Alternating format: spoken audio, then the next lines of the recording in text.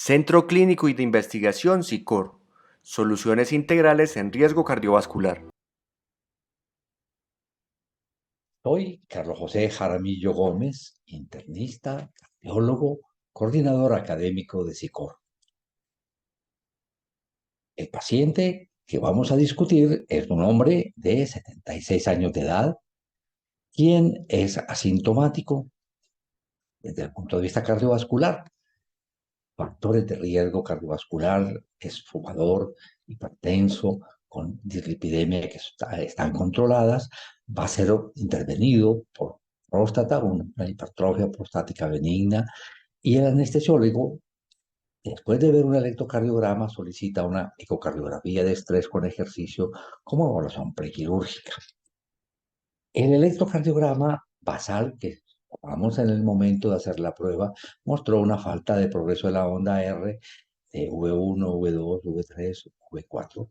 Por lo demás está en límites normales. Aquí tenemos la prueba en la parte electrocardiográfica, no en la parte de contractilidad miocárdica. Tenemos el informe que nos permite mirar cómo se comportó la frecuencia cardíaca, en la cual se llegó hasta 155 latidos por minuto, el 100% de lo esperado para el paciente, la recuperación apropiada en el posejercicio, una respuesta de la presión arterial muy satisfactoria, y lo más interesante, llegó hasta 10.2 MET, sin síntomas distintos a los de la fatiga causada por la exigencia de la prueba de esfuerzo. Este paciente tuvo como cambios electrocardiográficos lo que nos muestra este resumen. En reposo habíamos visto un complejo QRS estrecho, pero a finalizar la primera etapa empezó a volverse ese complejo QRS ancho. Aquí tenemos una frecuencia baja, se incrementó la frecuencia ya en la tercera etapa del ejercicio, aquí lo tenemos, sigue el complejo QRS ancho. Termina la prueba sin ningún síntoma y en la recuperación tenemos todavía el complejo QRS ancho. Esto fue el momento en el cual el colega capturó el cambio de complejo QRS estrecho a QRS ancho. Ven ustedes, se mantiene la frecuencia cardíaca que traía y probablemente el ritmo que traía el paciente. Eso lo vamos a discutir más adelante. Siguió con el complejo QRS ancho todo el tiempo hasta terminar la prueba. Esto ya en la recuperación, donde vemos mucho más fácilmente qué está ocurriendo con ese paciente, por qué tienen los complejos QRS anchos. Y vean qué bonito, después de una extrasístole, ese mar de complejos anchos da paso a, después de la pausa compensadora, un complejo QRS estrecho, y vuelve otra vez a recomenzar la presencia del complejo QRS ancho. ¿Cómo se interpretó esa prueba? La consideró el colega como máxima negativa para isquemia inducida por el ejercicio. Hizo esta reflexión: si tuvo una taquicardia ventricular sostenida, esto aumenta la probabilidad de que la probabilidad pretest que tenía antes de hacerse la prueba se va a incrementar. No es posible concluir si hay enfermedad isquémica o no, pero aumenta la posibilidad de que sí lo tenga.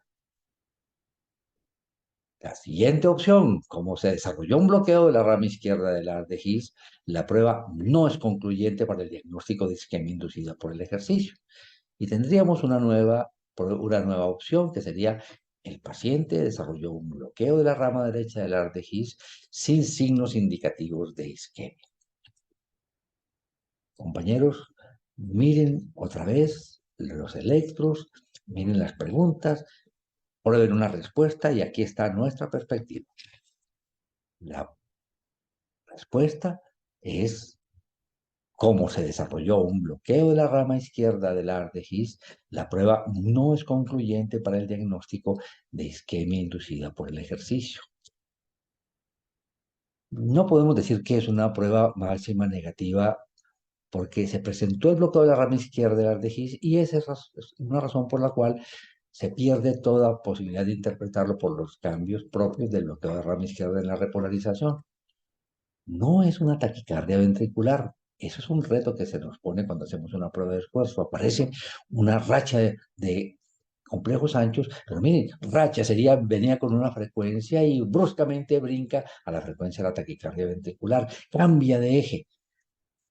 Y miren qué claro se ve aquí cómo el paciente venía con un complejo QRS estrecho, pasa a un complejo QRS ancho, pero hay onda P precediendo el complejo. Es un poco más difícil, es justamente la dificultad que cuando aparece un bloqueo de rama izquierdo en una prueba de esfuerzo, toca suspenderla porque no sabe uno si es una taquicardia ventricular o es un aumento de la frecuencia cardíaca, la taquicardia sinusal con bloqueo de rama izquierda inducido por el incremento de la frecuencia cardíaca. Y si tenemos duda, aquí está la onda P en el post ejercicio y la morfología del QRS no se modifica.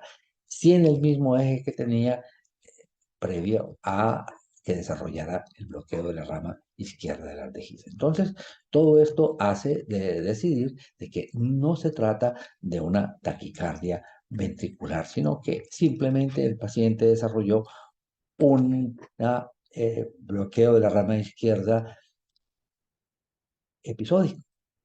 Entonces, esto puede ser una de dos, o es una, llamamos, intermitente o transitorio, como es en este caso que está en nuestro caso. Les recomiendo esta revisión de la literatura de lo que ocurre en los bloqueos de rama izquierdo episódicos. Y es valioso tenerlo en cuenta porque se ha visto cómo se asocian a taquicardia, como podría ser el caso de nuestro paciente. A veces a bradicardia, más raramente y a veces casi siempre, aquí si hay alguna patología de base. Se presenta por el uso de anestésicos en un tromboembolismo pulmonar agudo, en un trauma cardíaco, en intervenciones cardíacas y siempre nos toca pensar cuando hay una aparición de bloqueo de rama izquierda de la vejiga, es de que no exista una enfermedad isquémica de fondo ni tampoco una cardiopatía. Hay otras causas, por supuesto, de bloqueo de rama izquierda. En cuanto a cómo se produce esto, lo más probable en nuestro paciente es que sea una conducción transeptal oculta, de simplemente está bloqueado la rama izquierda del RGIS por puro fenómeno eléctrico, en el sentido de que llega el estímulo cuando está en periodo refractario y se viene por el bloqueo, por la rama derecha del RGIS y a través del septum se hace la conexión por el bloqueo, por la rama izquierda. Hemos hablado de otras causas, otros mecanismos, ¿cómo sería lo que ocurre en la taquicardia? Y se denomina bloqueo fase 3 o en la bradicardia bloqueo fase 4. Tuvimos recientemente otro paciente asintomático que en un determinado momento le hicieron una prueba de esfuerzo y hizo también un bloqueo de rama izquierdo transitorio. Se le hizo un Holter y vean ustedes cómo se alcanza a ver aquí el bloqueo de rama izquierdo transitorio, intermitente a momentos, porque vean ustedes cómo pasa del bloqueo de rama izquierdo a complejos estrechos, periodos largos de bloqueo de rama izquierdo y pasa a complejos estrechos, bloqueos estrechos pasa a bloqueo de rama izquierdo. Este paciente, ambos pacientes, se trató de estudiar juiciosamente que no tuviesen enfermedad coronaria. Al paciente de nuestro caso se le hizo una prueba de perfusión miocárdica, la cual fue normal, no hubo ningún signo de isquemia. El paciente se sometió a cirugía sin ningún inconveniente. Creo que es algo para recordar, que es valioso tenerlo en cuenta porque aproximadamente el 0,7% de las pruebas de esfuerzo tienen la aparición de bloqueos de rama izquierda inducidos por la frecuencia cardíaca y muchas veces no hay detrás de esto una enfermedad coronaria. Parece que se aumenta un poco el riesgo siempre y cuando el paciente no tenga enfermedad isquémica o cardiomiopatía de mortalidad, pero casi que es una situación que nos deja tranquilo una vez que estudiamos al paciente y descartamos una alteración estructural cardíaca o un problema isquémico. Espero que esta reflexión haya sido valiosa para su práctica diaria. Hasta la próxima.